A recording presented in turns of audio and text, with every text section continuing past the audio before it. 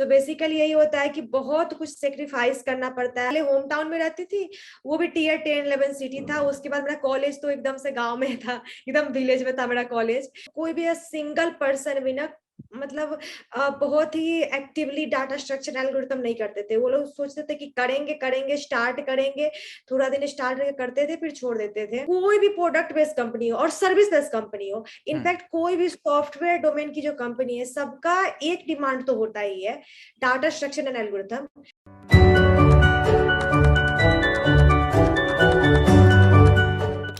Hello everyone, welcome to tech with Mukul code. I am Mukul Kumar, working as a software engineer. और आज हम बात करने वाले हैं एक मेरी काफ़ी अच्छी दोस्त है जिन्होंने बहुत बहुत बहुत सारे ऑफर्स क्रैक किए हैं being from a tier 3 college. She is spreading knowledge these days very aggressively on her YouTube channel, LinkedIn post and everywhere possible. She's doing a great job these days helping new engineers, upcoming candidates, upcoming students, we can say. And yeah, today we're going to talk about how is life as a software engineer, what she has done in like last 1 year, what was the interview process, it how many companies she has cracked, what's the difference between work from office, work from home, Bangalore में कैसी life चल रही है, ये वाली सारी चीजें आज डिस्कस करने वाले हैं. So let's start with a basic introduction of Amritanjali. Hello Amritanjali. So hello Mukul, thank you for inviting me. So it's really a very great opportunity for me to spread my knowledge among your viewers and followers. So thank you so much for inviting me. That's great. Yeah. So basically currently, like as you said that I cracked multiple companies. So yeah, like I did my internship at NCR Corporation. That was a 6-month internship, and after that I applied at lots of company, and some of the company I cracked is like Amazon, Expedia, and Microsoft. And currently I'm working at Microsoft. That's great. That's great. A lot of big company names. Okay. So let's start with Amritanjali. I know you are from a tier 3 college, right? So कैसा feel होता है कि यार वहाँ पर background कैसा था, मतलब आपको प्रिपरेशन में कितने एफर्ट्स डालने पड़े, एनवायरनमेंट से कुछ इश्यूज हुए, क्या क्या हिंडरेंसेस थे, उनके बारे में देखते हैं और किस तरीके से आपने उन्हें ओवरकम किया ताकि जो हमारे व्यूअर्स हैं उन्हें इन चीज़ों को फेस ना करना पड़े. सो सबसे सबसे बड़ी प्रॉब्लम होती है टीयर 3 स्टूडेंट के साथ एनवायरनमेंट। मैं अपना कॉलेज का एनवायरनमेंट बना रही हूँ, कोई भी सिंगल पर्सन भी ना मतलब बहुत ही एक्टिवली डाटा स्ट्रक्चर एल्गोरिथम नहीं करते थे। वो लोग सोचते थे कि करेंगे करेंगे स्टार्ट करेंगे, थोड़ा दिन स्टार्ट करते थे फिर छोड़ देते थे। तो अगर मैं भी ऐसा करने लगती और उस टाइम अपना लाइफ बहुत ही ज्यादा एंजॉय करने लगती तो मैं भी नहीं कर पाती। सो बेसिकली यही होता है कि बहुत कुछ सेक्रीफाइस करना पड़ता है, आइदर फॉर प्लेसमेंट प्रिपरेशन और जेई प्रिपरेशन। किसी भी चीज के लिए बहुत कुछ सेक्रीफाइस करना पड़ता है। आप खुद देखो, मैं ये नहीं बोलती कि टीयर 1 टीयर 3 में कोई ज्यादा मतलब ये होता है, लेकिन आप जो टीयर 1 के स्टूडेंट होते हैं वो अपने जेई प्रिपरेशन के टाइम में बहुत ही कुछ सेक्रीफाइस कर चुके होते हैं। हो सकता है कि आप उतना सेक्रीफाइस नहीं किए या कुछ प्रॉब्लम हो गई जिस समय जेई के टाइम में अच्छा मार्क्स नहीं आया, तो हमें क्या करना होता है ना, वो सब कुछ कंटिन्यू रखना होता है। जो हमारा प्रिपरेशन था, JEE preparation and placement preparation different नहीं होती है। हर उस टाइम पे हमें टाइम देना होता है किसी पर्टिकुलर सब्जेक्ट के ऊपर, और अभी भी टाइम देना होता है। तो हमारा अल्टीमेट गोल जो है, एटलीस्ट मिडिल क्लास फैमिली के स्टूडेंट लाइक बच्चे का यही गोल होता है कि एक अच्छा जॉब मिल जाए। तो अल्टीमेट गोल पे फोकस करना है। मतलब हमें ये नहीं करना है कि जेई नहीं लगा तो अब तो कुछ नहीं होगा, चलो अब आराम से कॉलेज में जाकर सुट्टा मतलब ये मैं यूज नहीं करना चाहती, but most of the student यही सब करते हैं कॉलेज में आकर के। सो यही मैं बोलना चाह रही हूँ कि जो प्रिपरेशन आप जेई के टाइम में कर रहे थे, अगर आपको आपका ड्रीम कॉलेज नहीं मिला तो आपको वो प्रिपरेशन कंटिन्यू करना चाहिए। एंड अगर आप टीयर 1 कॉलेज से हो, फिर भी आप थोड़ा बहुत मस्ती कर लो, क्योंकि बहुत पहले आप बहुत मेहनत कर चुके हो, लेकिन फिर भी एक टाइम पे आकर के आपको भी मेहनत करना होगा। मैं बहुत सारे टीयर 1 स्टूडेंट को भी जानती हूँ जो कॉलेज में आके मेहनत नहीं किए, पहले तो बहुत मेहनत किए थे लेकिन कॉलेज में आके मेहनत नहीं की, और इस कारण से वो अभी अच्छी कंपनी इन द सेंस की जो कंपनी वो क्रैक कर सकते थे, जो कंपनी उनके कॉलेज में आती है, उस कंपनी को वो क्रैक नहीं कर पाए। तो बेसिकली ये not for tier 1 and tier 2 college और टीयर 3 कॉलेज है। मैं नॉर्मल बता रही हूँ। आपको बस ये पता करना है कि आपको कितना मेहनत करने के बाद आपको आपकी ड्रीम कंपनी मिल जाएगी, और उसका डबल मेहनत करो, क्योंकि उतना करोगे तो फिर नहीं मिलेगी, उतना तो सब करते हैं, आपको उसका डबल मेहनत करना होगा। Got it. तो अमृतांजलि, that's all about like what are the hindrances and stuff, right? अब क्या हम जान सकते हैं like what was the interview process of your current company? So कितने rounds होते हैं और किस तरीके से क्या क्या राउंड्स होते हैं? ज्यादा डीप में नहीं जाएंगे क्योंकि मोस्ट प्रोबेबली सब लोग जानते हैं इस बारे में. Let's get a basic gist of that and then will move forward. Yes, so actually मैं डीप डिस्कशन इस सारे टॉपिक के बारे में मैं अपने यूट्यूब चैनल पे कर चुकी हूँ। यस. सो अगर मैं अभी डीप डिस्कशन करना स्टार्ट कर दी तो ये वीडियो 1 आवर प्लस हो जाएगी। तो बेसिकली मैं ये बताना चाहती हूँ, मैं किसी पर्टिकुलर कंपनी के बारे में नहीं बताना चाहती हूँ, मैं पूरा इन जनरल बताना चाहती हूँ कि कोई भी प्रोडक्ट बेस्ड कंपनी हो और सर्विस बेस्ड कंपनी हो, इनफैक्ट कोई भी सॉफ्टवेयर डोमेन की जो कंपनी है, सबका एक डिमांड तो होता ही है, डाटा स्ट्रक्चर एंड एल्गोरिथम। आपको विश्वास नहीं होगा, लेकिन जैसे सर्विस कंपनी टीसीएस होती है, इन्फोसिस होती है, उनका भी डिमांड इक्वली होता है डाटा स्ट्रक्चर एल्गोरिथम का as compare to Microsoft, Google और अमेजोन। सो ये तो आपको करना ही पड़ेगा। आपको थोड़ा करोगे तो आपको सर्विसेज कंपनी मिलेगी, थोड़ा ज्यादा अच्छा कर लोगे तो आपको प्रोडक्ट बेस्ड कंपनी मिलेगी, लेकिन काम तो इसमें करना ही पड़ेगा, इससे आप भाग नहीं सकते हो। तो मैं कॉलेज के टाइम में क्या देखती थी कि स्टूडेंट सब डाटा स्ट्रक्चर एल्गोरिथम से भागने के लिए ये बोलते थे कि I am good in project, I am good in this, and मुझे प्रोजेक्ट करने में इंटरेस्ट आता है, मुझे डीएसए करने का मन नहीं करता। इसका मैं लाइव एग्जांपल मैं मुकुल आपका ही देना चाहती हूँ। आप जैसे प्रोजेक्ट पे बहुत काम किए हो, लेकिन प्रोजेक्ट में काम करने के साथ साथ आपने डाटा स्ट्रक्चर एल्गोरिथम पे भी पूरा फोकस करा। कभी आप इसको एक्सक्यूज नहीं बनाए कि मेरा तो प्रोजेक्ट इतना अच्छा है तो फिर मैं नहीं करूंगा, मुझे मन नहीं लगता डीएसए करने में क्योंकि मेरा प्रोजेक्ट तो इतना अच्छा है। तो बेसिकली हमें ना एक फिक्स जो कोई भी कंपनी का जो क्राइटेरिया होता है, आप अगर नहीं करोगे ना वो काम, तो ऐसा बात तो नहीं कंपनी में क्राइटेरिया चेंज कर देगी। तो हमें कंपनी के तरीके से चलना होता है, हमें ये नहीं सोचना होता है। मैं कॉलेज में देखती थी बहुत सारे स्टूडेंट है, वो वेबसाइट बना लिए, पोर्टफोलियो वेबसाइट बना लिए, कुछ बना लिए और खुद को बहुत खुश समझते थे कि मेरा तो डेवलपमेंट काफी अच्छा है, मेरा तो ये बहुत अच्छा है और मुझे डीएसए करने की जरूरत नहीं है। मेरा डीएसए में मन इसलिए नहीं लगता है क्योंकि मेरा डेवलपमेंट अच्छा है। ये एक्सक्यूज बहुत सारे स्टूडेंट कराता है कि उनको डेवलपमेंट में इंटरेस्ट है इसलिए उनको डीएसए करने में मन नहीं लगता है। बट मैं आपको फैक्ट बताती हूँ, कॉलेज लेवल पे जो हम लोग प्रोजेक्ट बनाते हैं ना, वो कुछ नहीं होता है। पीपीटी में कंपनी में कुछ नेक्स्ट लेवल पे काम चलती रहती है। वहां पे आप कितना भी बढ़िया फेसबुक का क्लोन बना लो, अमेजोन का क्लोन बना लो, अमेजोन और फेसबुक वैसे वर्क नहीं करता है।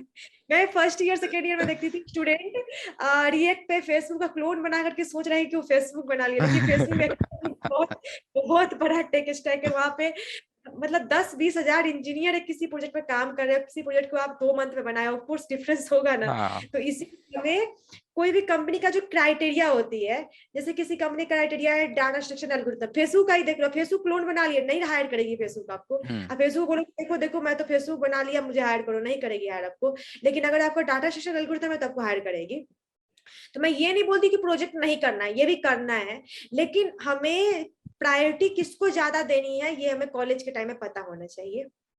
और किसको, और ऐसा बात नहीं प्रोजेक्ट को बिल्कुल प्रायोरिटी नहीं देनी है, प्रोजेक्ट को भी प्रायोरिटी देनी है। प्रोजेक्ट करने से बहुत कुछ सीखते हैं हम लोग। वो फेसबुक क्लोन जो होता है रिएक्ट से, उससे भी हम लोग बहुत सीखते हैं। लेकिन ये बना करके ऐसे नहीं फील करना है कि मेरा प्रोजेक्ट तो काफी अच्छा है तो मैं डीएसए नहीं करूंगा या नहीं करूंगी। Okay. Moving onwards to the next question, I guess Amritanjali, you have seen both of these lives, right? You have worked from office as like you have worked from home as well, and right now you are working at like from office. From my side, like I have spent most of my time working from home, तो मुझे इस चीज का इतना ज्यादा idea नहीं है, इसीलिए मैं काफी क्यूरियस हूँ कि यार वर्क फ्रॉम होम में और वर्किंग फ्रॉम ऑफिस में क्या क्या डिफरेंसेस रहते हैं. या सो ये आप बहुत अच्छा क्वेश्चन पूछे हो मेरे से। इसको मैं बहुत अच्छे से एक्सप्लेन कर सकती हूँ। तो मैं अभी लास्ट 2 मंथ से वर्क फ्रॉम ऑफिस कर रही हूँ, और मैं बताती हूँ, मैं अपने कॉलेज के टाइम में बहुत कुछ सेक्रीफाइस की थी पढ़ाई करने के लिए, ये सब करने के लिए। तो अभी मुझे वही unexplored part of my life को एक्सप्लोर करना है। तो एक रीजन ये भी था कि मैं बैंगलोर आके रहना चाहती थी, क्योंकि मैं पहले होम टाउन में रहती थी, वो भी टियर 10-11 सिटी था। उसके बाद मेरा कॉलेज तो एकदम से गाँव में था, एकदम विलेज में था मेरा कॉलेज। तो मुझे एक टीयर 1 सिटी में रहना था, मुझे यहाँ का लाइफ एक्सपीरियंस करना था। तो पहली बात तो एक रीजन ये है कि मेरा बैंगलोर में, इसलिए मैं आई थी। दूसरी बात ये है कि अगर आप वर्क फ्रॉम ऑफिस करते हो तो नो डाउट आपका बहुत ही अच्छा लर्निंग होगा, आपको टीम से इंटरेक्शन बहुत ज्यादा होगा। जैसे कि मैं एक एग्जांपल देती हूँ, लेट से मैं अभी कोई काम कर रही हूँ, लेट से मैं लास्ट टाइम ऑन कॉल पे थी। अब मेरे को कुछ प्रॉब्लम आ गई थी, वहां पे नहीं हो रहा था मेरे से, तो मैं किसी से मीटिंग शेड्यूल करती, मीटिंग शेड्यूल होने के बाद मीटिंग एक्सेप्ट होता, फिर एक लॉन्ग प्रोसेस हो जाता जिसमें कि मैं वो फिक्स करती। अभी कंपनी में क्या होता है, 4-5 इंजीनियर एक साथ बैठ जाते हैं, आपस में डिस्कस करते हैं और फिक्स करते हैं इसको। तो इससे लर्निंग का बहुत ही अच्छा अपॉर्चुनिटी मिलती है। वर्क फ्रॉम ऑफिस, मेरा मानना है कि वर्क फ्रॉम ऑफिस एटलीस्ट 2 से 3 दिन तो होनी ही चाहिए। फुल्ली रिमोट मैं सपोर्ट नहीं करती हूँ, at least in the starting phase of career. Like अगर आप फ्रेशर हो तो फुल्ली रिमोट तो मैं बिल्कुल सपोर्ट नहीं करती हूँ। और जहां तक बात रही पैसे की, तो देखो यार, ऐसा है ना कि पैसे के पीछे भागोगे तो जिंदगी में बहुत अपॉर्चुनिटी मिलेगी पैसे कमाने का, और वो अपॉर्चुनिटी को आप खोना नहीं चाहोगे। और वो अपॉर्चुनिटी को जब खोना नहीं चाहोगे तो आप बहुत कुछ अपने लाइफ में एक्सप्लोर करना नहीं कर पाओगे। तो यही बात है, बैंगलोर में आने से एक होता है कि चलो रूम रेंट लगती है, थोड़ा खर्चा लग जाता है, लेकिन क्या करेंगे पैसे कमा करके अगर हम लोग कुछ सीख ही नहीं रहे हैं तो, और अच्छे से हमारा डेवलपमेंट ही नहीं हो रहा है तो मैं तो वर्क फ्रॉम ऑफिस को ही सपोर्ट करती हूँ। That's nice, got it. मुझे भी बात करनी चाहिए अपनी टीम में वर्क फ्रॉम ऑफिस के लिए। Okay, let's talk about how's your experience like to shifting to a new place. अब बहुत सारे इंटर्न लोग इंटर्नशिप कर रहे हैं, वो उनकी एज 19 20 21 के आसपास है, अकेले एक नई सिटी में शिफ्ट करने वाले हैं।